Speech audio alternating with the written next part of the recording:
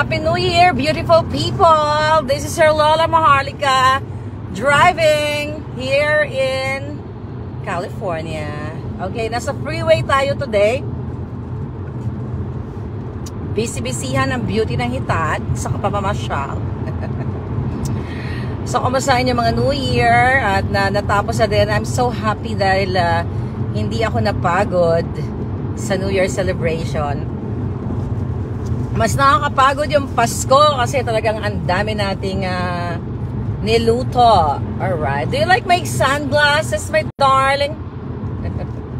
Do you like my sun visor? Or my windshield? Ayan. It's so beautiful here. 65 ang weather today. 65. So ano ba ang ating mga pasabog sa 2023? Actually, meron tayong isang salubong na yayabong-bongbong. Salubong sa bagong taon na kailangan malaman. Actually, hindi ito po nakakatawa. Okay? Hindi nakakatawa yung ating ibabalita sa inyo. Pero hindi ko pa siya masabi ngayon kasi kailangan kong basahin kasi may mga computation kung magkano ang naloko na naman sa mamamayang Pilipino. Alam mo yon? Actually, kausap ko yung friend ko bago ako nag-live. Hindi nga talaga, actually hindi siya talaga, hindi niya alam kung ano yung nangyayari in and out sa gobyerno. You know, nandito siya, physical therapist here. Nagchika-chika kami. At the end of the day, ang pulso ng Pilipino is, kahit nasa Amerika na, ay pulso ng kaibigan ko, kahit nandito siya, na mahal niya ang, not mahal eh, concerned siya of what's going on. Alright? So, yung ating ibubulgar, grabe. Ibang klase, mga hitad. Hindi mo akalain. Hindi ko akalain. Di ba may kantang ganon? Ang iyong inaakala. I have to focus on my driving, you know, darling. So anyway, hindi po ito nakakatawa yung kwento ko sa inyo. O not kwento kasi mayroong dokumento na patunay kung paano nila pastangan ang ating mga pera ng bayan, taxpayers money, na ginagawa na lang tayong tando-tando, ginagawa tayong parang mga walang parang ipinanganak tayo ngayong araw lang ito na wala tayong kamuwang-muwang sa ginagawa ng mga jutang jininang ito. I'm sorry, hindi ako pwede mag-Happy New Year. Nag-Happy New Year na ako kagabi. Sabi ko nga mga palangga, ang problema sa ating mga politiko, ang galing-galing. Manigong bagong taon, dasal namin ay ganito-ganyan, na ang inyong mga pamilya, naway magkaroon tayo ng masigabong, manibagong chucho, masaganang eklabush, di ba? Pero after, actually before and after New Year, segundo pa lang, o bago pa mag-New Year, ay gumagawa sila ng pera. Gumagawa sila ng pera para sa pansariling interes. At kawawa ang Pilipino, parang kahit sa ano pabalik na rin pinagugulong-gulong tayo. Walang babangon kung ganitong si estilo ang ginagawa ng mga tiwali na ginagawa tayong mangmang. Sabi nga ng kaibigan ko, palangga! Sabi niya sa akin, Mama, New Year na New Year. Ano ba to? Alam mo, sabi ko, ang magnanakaw o ang manggagancho sa bayan, walang pinipiling okasyon. Whether Pasko, Bagong Taon, Valentine's Day, o may namatayan or whatever. Yan ang malungkot na katotohanan. I encourage you people to open your minds, makialam, huwag syunga, huwag magpikit, huwag magbingi-bingihan, Huwag magpakabulag na supporter o bulag na Pilipino. Pag ganitong klaseng pangyayari, hold your horses, darling. Hindi ko ma-discuss today kasi ngayong moment na to, kasi I'm driving. I have to show you the paper kung paano tayo binarumbado ng mga jutang ginina. Matutuwa ba ako sa New Year? Sabi ng friend ko, sabi niya, alam mo palangga, sabi niya, nakakalungkot. Ako, sabi niya, bilang isang Pilipino, siyempre gusto kong mabago yung Pilipinas dahil may mga kamag-anak tayo, kaibigan, dadada. Pero sabi niya, ako mismo ay may sariling battle sa buhay ko. Yeah, problema tayo eh. Sabi niya, ako mismo may problema. Sabi niya, alam mo naman yung buhay ko din. Sabi niya, may problema ako dito, may problema ako sa Pilipinas. Kumbaga sabi niya, problema ko pa lang, hindi ko na kayang idagdag pa yung mga nangyayari sa government. Tapos sabi niya, ipagkatiwala ko na yan sa'yo. Sabi ko, marami din naman ako mga problema sa buhay, but sabi ko, sige, akin na lang to. Dahil sabi niya, ikaw, nandiyan ka, that's your passion. Ako, nandito lang ako behind the scene. So, whatever, kung magising natin ang mga taong sangkot, then that's good. Pero sabi niya, that's your forte. I will support you. Sabi gano'n. Pero mas nakakalungkot. Tama siya, no? Bawat Pilipino, bawat isa sa atin, meron tayong battle. Meron tayong kinahaharap na problema. Minsan, ang problema natin ng ating like within the family or kaibigan, I think particularly yung family, minsan hindi ang mga problema natin wala namang kinalaman ang gobyerno. Madalas doon ang problema natin ay mga nasa sarili natin.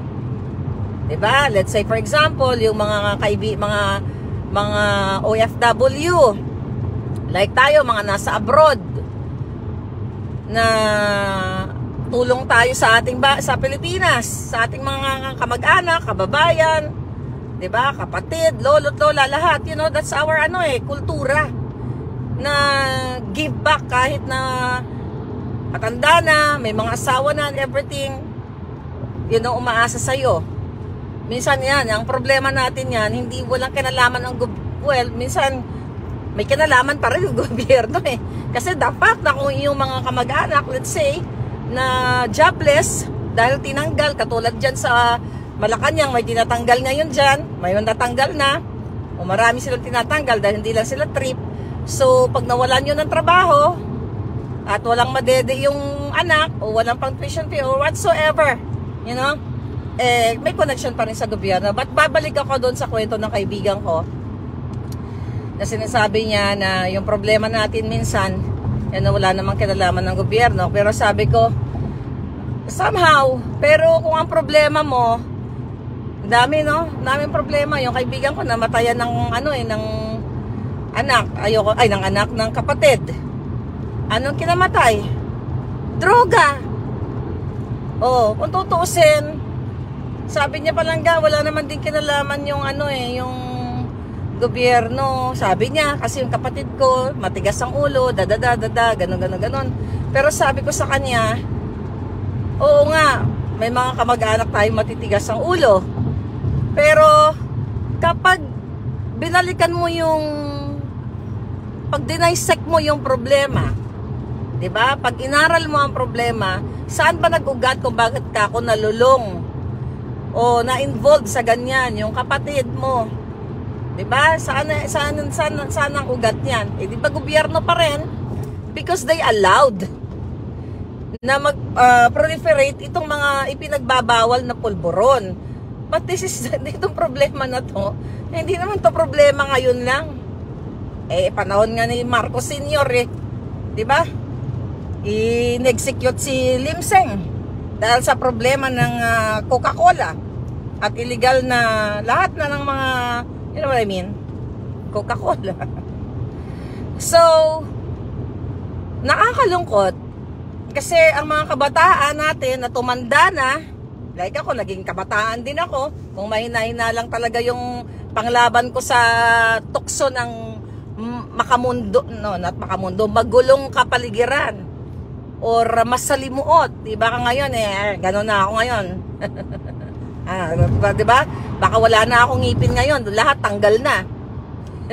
Dahil sa kaka-addictus benedictus. At the end of the day, kahit na gumagalaw ka sa gobyernong masalimuot, nasa tapang pa rin ng tao sa tukso. Paano mo tapangan para hindi ka malulong sa masamang bisyo? Tananananan, di ba kanta yun? Tananananan. It's just so sad.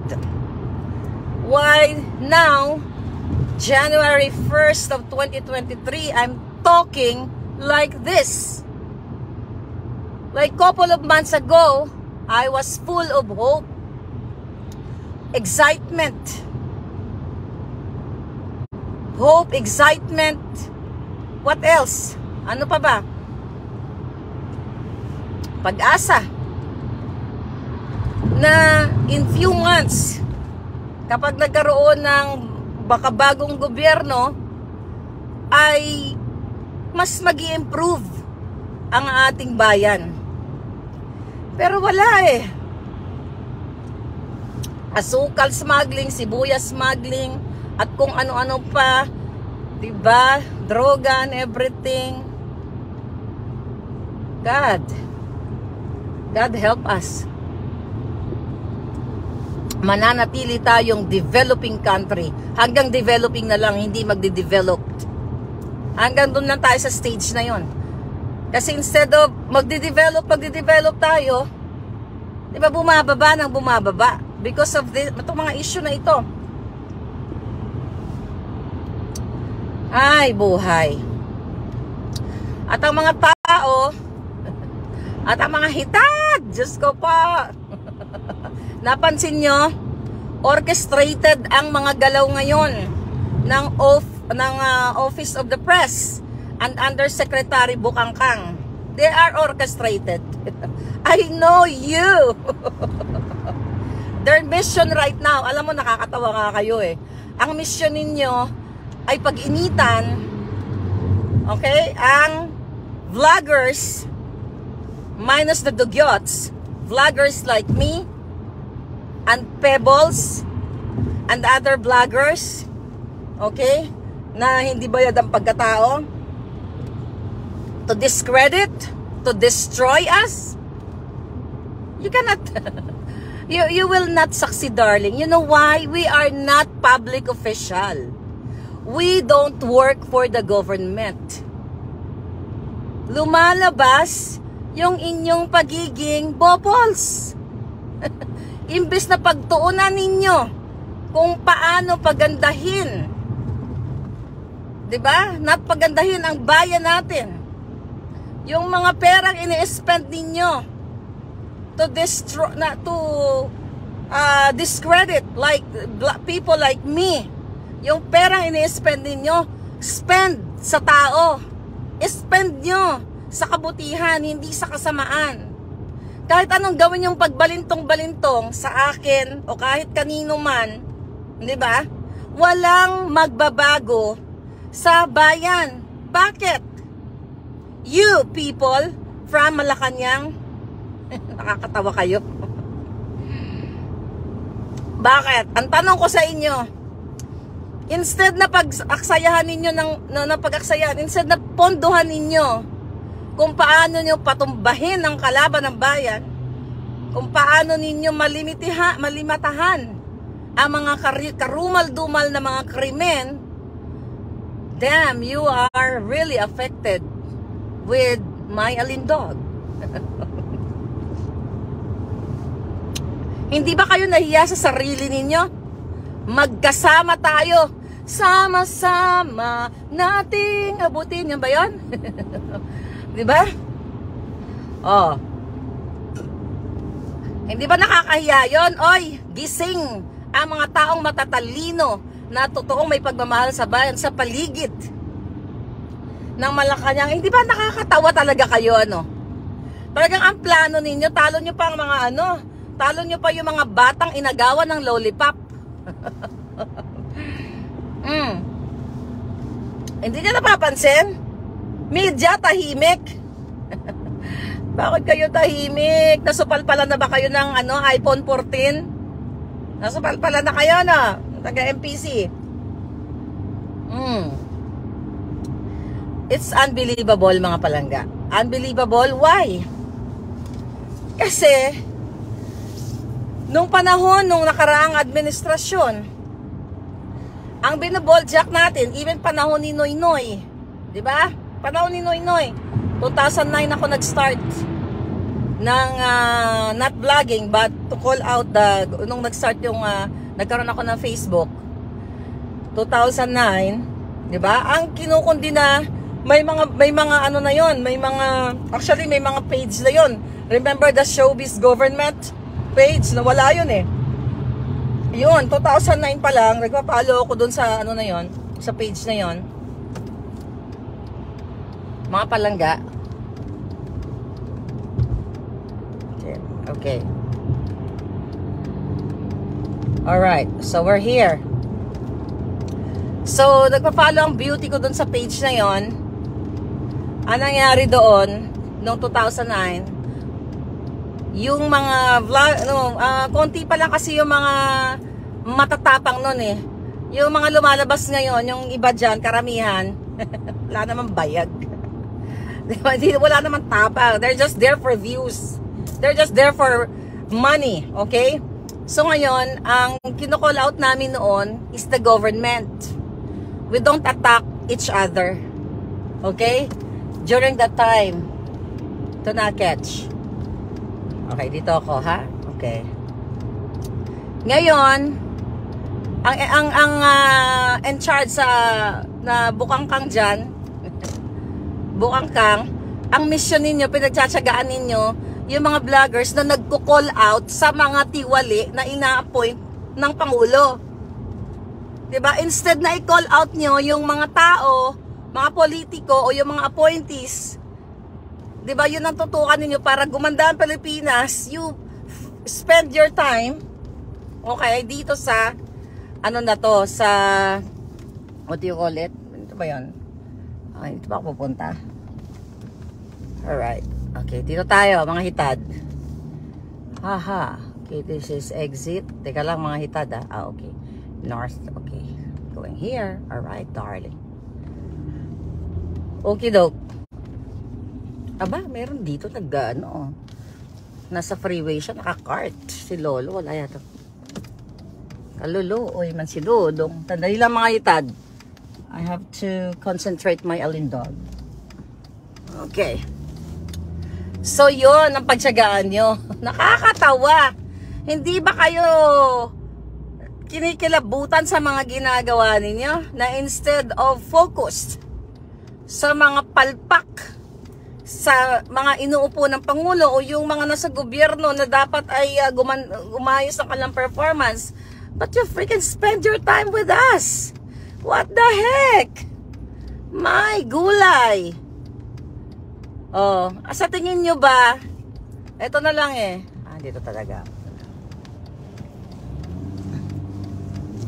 Sa tingin nyo ba, kahit ano pa ang spend nyo sa mga taong hindi bayad ang prinsipyo, like me, hindi makaka-apekto sa gobyerno. Pero yung mga tiwali na nagnanakaw ng pera ng bayan, na gumukomisyon at kung ano-ano pa, alright, yaan ang nakakasira sa gobyerno natin. Hindi ang vlogger, maliban na lang doon sa vlogger ng mga extortionista. Diba? Yung mga nananalo dyan sa loto, 433 katao, and you know. What's this? Oh, no, I'm gonna go here. Okay. No, I'll be here. Okay, so yun dapat ang yun dapat ang tinututukan nyo. Di ba? Latang-latang kayo, no? Talagang yung impact ng katotohanan, tagos hanggang buto, And that's about it. That's the message. Yan ang message natin. Kasi, kung i-discredit nyo ang isang Maharlika, dapat you ignore. You ignore me. Yung mga baryaran, yung mga dugyots, diba? You focus on the good things of the president or the government. Diba? Kasi, kung i-discredit ninyo palangga ang isang tao, dali lang. Right. Kung i-discredit ninyo ang isang tao o sasabihin ninyo sinungaling siya o wag kayo maniwala yan, then don't talk about her. Ignore. Para hindi na mag-add ng fuel. Diba? Whether it's negative or positive, you know, talks about me o about whoever, ibig sabihin, yung impact palangga, lalo yung pinapahamak, yung ating mga, yung ating administrasyon. Then you made up stories. Diba? Gumagawa kayo ng kwento para magalit yung tao sa alindog ko, alindog ng ibang vloggers. And do you think that's good? No, it's not, darling. Kasi sino ba yung isang vlogger like Maharlika na pinag-uusapan ninyo? Okay? Na whether negative or positive. Okay, yeah, okay. Yes. Now I got it. Okay, I'm good. Okay, dito ako. What the heck? Now I'll go here. Okay. Now I'm lost in space. I'm lost in space. So, yun, isaksak nyo sa ngalangalan nyo. Kung gusto nyo sabihin sa tao, oh, forget about Maharlika. Wala yan. Sinungaling yan. Forget about Maharlika. Wala namang impact yung sinasabi niyan eh. Buang yan. O tutubi yan. Why? Why you spend your time talking about me? Talking about yung single word. Kasi kung gusto nyo patayin yung apoy, stop talking about me. Kung walang what do you call it? Yeah, I can make a left here. Kung walang impact sa inyo, ibig sabihin, kasi ako, I don't watch people. Okay, I have to make a U-turn here, darling. Okay, dito tayo. So ngayon, hindi mo na dapat pinapansin yun para hindi na lumaki pa yung apoy. But what are you doing now? Hindi kayo nabuha kayong siya nga. Mali ang strategy ninyo. Yung PR nyo mali. Tanggalin nyo na silang lahat. Kasi lalo nyong nilulubog. Okay? Nilulubog nyo ang ating administrasyon. Kasi, i-discredit nyo lang. Ano to? Oh yeah. I make a left or right? Oh yeah, okay. Mali strategy nyo, darling. Gamitan nyo ng jutak ngayong 2023. Ipinagpatuloy nyo yung mga ganyan. Okay? You will, you will see.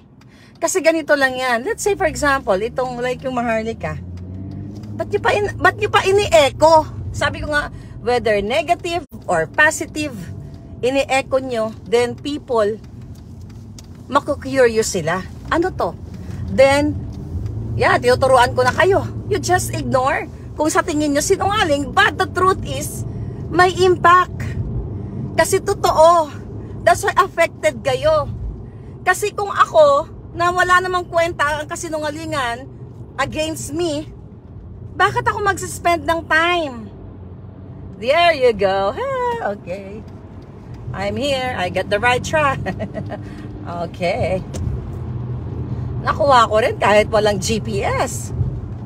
Okay. Yes, darling. Darling, darling. Stand by me. Yun ba mga palangga? Why? Ang bopuls eh. Lalo yung gumagawa kayo ng kwento, di ba? Gumagawa kayo ng bagay para ma-destroy ang isang tutube. Okay? Para sabihin nyo, sinungaling yan, si Maharlika. Eto yan, ganito yan. Sinungaling pala eh. Sinungaling pala si Maharlika eh. Eh, ba't yung ba pinagtsatsagan? Ba't pa kayo nagsuspend ng time? Kasi kung yung bunganga ko ay sinungaling, di ba, hindi nyo papansinin, you will stop, for, brush it off. Forget about her. Titigil na. Kung let's say, 10 tao lang ang nakakinig sa salita ko, 10 lang. So, hindi na mag-spread. Ayan, I'm teaching you.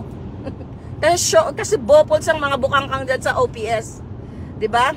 Tititigil na yung apoy. Pero ang ginagawa nyo, pina-fuel up ninyo mga darling. Okay? Mga evil darling. Alright. Diba? Sabi ko nga, ginagatungan nyo pa. The more na nalulubog kayo. Once na ginatungan mo yung apoy, diba mga palangga?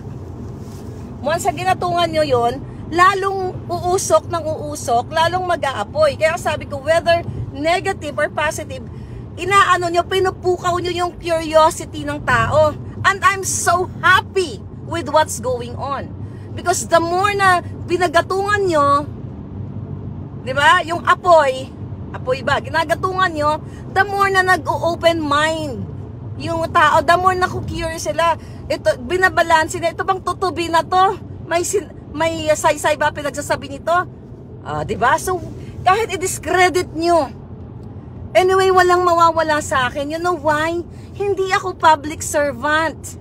Hindi ako kumukubra ng sweldo o komisyon sa gobyerno. Why? Ang isang tutubi ang pinagkakaabalahan nyo. Ang tutukan natin para sa pagbangon muli bilang mga taong gobyerno, tutukan natin lahat ang mga ahensya ng gobyerno kung nagpa-function ba sila. Diba? Kung sila ba ay nagtatrabaho para sa bayan. Don't spend your resources sa isang tutubi. My gulay! Ba't yung nagkakabala ng isang tutubi? Yung tutubi, palipad-lipad lang dito sa California. May isang tutubi na palipad-lipad. Chikading yata yun eh. May isang chikading palipad-lipad. Dumapos sa sanga. I forgot, kantayo ng anak ko ng bata siya. You know what, darling? Ang mga tao, buong mundo na Pilipino na nakikinig sa akin, pag bukas ang isipan yan, pag totoong may pagmamahal yan sa bayan, pag walang vested interest yan, mag-aayon sa akin. But, ang taong nakikinig ngayon na sarado ang utak at fanatic and for vested interest, what are the vested interest?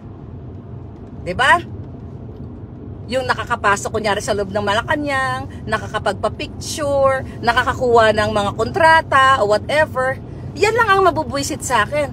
But people from the government, people that are honest, na willing to sacrifice, willing na magkaroon ng magandang Pilipinas, kasama tayo sa isang bangka. Tatahak tayo sa isang bonggang-bonggang bangka na talagang sasagwan tayo ng sabay-sabay para sa totoong pagbangon. But hindi ganun kadali. Kasi kailangan natin i-stimulate, okay, ang karunungan, ang tunay na pagmamahal. Kasi naniniwala ako na lahat ng Pilipino naman may konting, hindi man, I believe, lahat may pagmamahal sa bayan. The problem, yung iba nawawala yung pagmamahal dahil na tatakpan, nasusuhulan, nabibigyan let's say ng ensimada, nabibigyan ng chance sa makaapak sa Malacanang, na what the heck, anong, pag nakaapak ka sa Malacanang o nakapapicture ka kay ganito, yayaman ka? Unless na magnanakaw ka. Unless na may connection ka to what? Sa mga proyekto. My goodness, yung nanonood sa akin, mga palangga, na mga nasa loob ng gobyerno, alam ko, this is music to your ears. Like, I love you darling, yung mga anis sa bayan. I love you guys. I hope dumarami kayo na magpuna sa mali. Hindi natin kailangan punahin ang mga magaganda. Ang punahin natin ang maraming mali kasi maganda na yan eh. So mag-focus tayo doon sa mga palpak.